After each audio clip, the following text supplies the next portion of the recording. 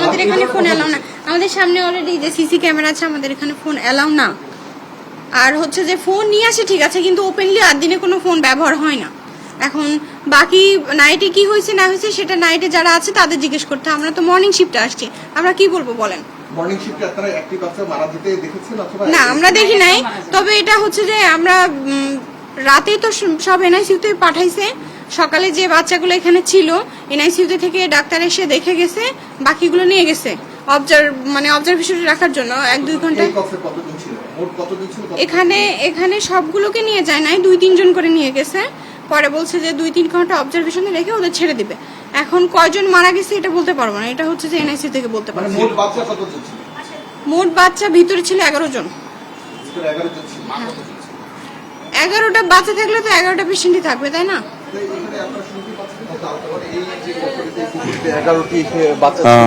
যেমনটি শুনছিলাম আমরা যে রাতে এই কক্ষটিতে অর্থাৎ পোস্ট অপারেটিভ ওয়ার্ড 2 এখানে 11 জন শিশু এবং 11 জন মা তারা ছিলেন। এবং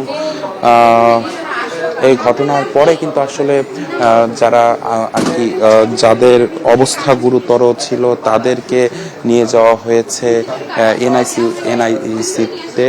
সেখানে তাদেরকে রাখা হয়েছে এবং সেখানে তাদেরকে চিকিৎসা দেওয়া হচ্ছে।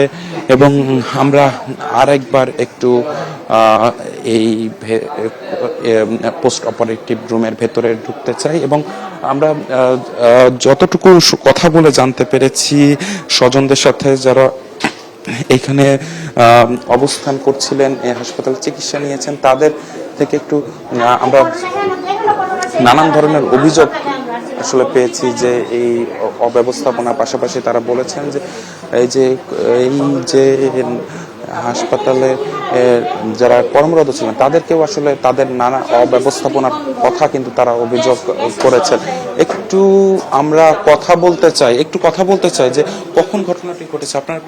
আমি ধরেন 6:30 দিকে আমি ঘুমেতে উঠছি। ওইটা কইতে আমার বোনজির নাতিনটার রুমেতে আমরা আসি। আমার বোনজির নাতিন তো আবার আইসির ভিতরে, তো হেন গেটটা যাই দেখে একটু বললে দেখায় না, আর তো আর দেখায় না, তবে একটু বেহায় মতন গিয়ে বলি।